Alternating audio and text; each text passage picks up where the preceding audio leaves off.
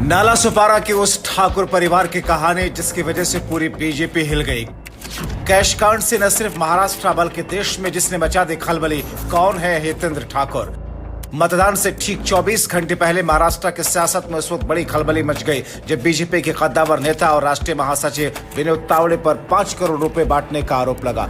तावड़े पर यह आरोप मुंबई के नाला सुपारा विधानसभा के वर्तमान विधायक क्षितिज ठाकुर ने लगाया है। क्षितिज इलाके के कद्दावर नेता हितेंद्र ठाकुर के बेटे हैं। हितेंद्र ने इस मामले में इंटरव्यू भी दिया। हितेंद्र ठाकुर ने कहा कि मेरे पास विनोद तावड़े के 25 फोन आए। मैं इस मामले में सख्त कार्रवाई चाहता हूं। कहा जा रहा है कि चुनाव से ठीक पहले बीजेपी के बड़े नेता पर इस तरीके के आरोप से पार्टी बैकफुट पर है और बैकफुट पर लाने वाला कोई और नहीं, हितेंद्र ठाकुर है। मुंबई आउटर में स्थित है वसई का इलाका जो कि पालघर से लगा है। ये इलाका समुद्र के किनारे स्थित है। हितेंद्र ठाकुर का जन्म भी इसी इलाके में विष्णु ठाकुर के घर 1961 में हुआ था। 63 साल के हितेंद्र 1988 में राजनीति में आए। कहा जाता है कि राजनीति में आने से पहले हितेंद्र अपने भाई के साथ डेयरी फार्म चलाते थे, लेकिन 1988 में एक घटना के बाद हितेंद्र राजनीति में आए। यह घटना थी एक रियल एस्टेट कारोबारी सुरेश दुबे की हत्या की। हत्या का आरोप हितेंद्र के भाई जयेंद्र उर्फ भाई ठाकुर पर लगा था।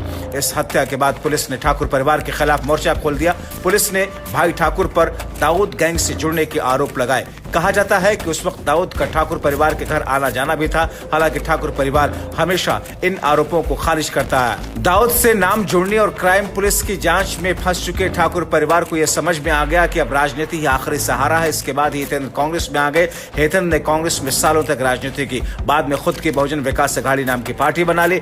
हितेंद्र और उनका परिवार तब से ही बहुजन विकास अघाड़ी के जरिए लोगों के संपर्क में है। पालघर के 3 विधानसभा सीटों पर ठाकुर परिवार का सियासी दबदबा है। हितेंद्र ठाकुर के पास अरबों की संपत्ति है। चुनाव आयोग को दिए गए हलफनामे के मुताबिक अकेले हितेंद्र की चल संपत्ति 39 करोड़ की है। उनकी पत्नी की चल संपत्ति 23 करोड़ रुपयों की है। हितेंद्र की अचल संपत्ति करीब 40 करोड़ की है। उनकी पत्नी के पास 24 करोड़ रुपयों की अचल संपत्ति है।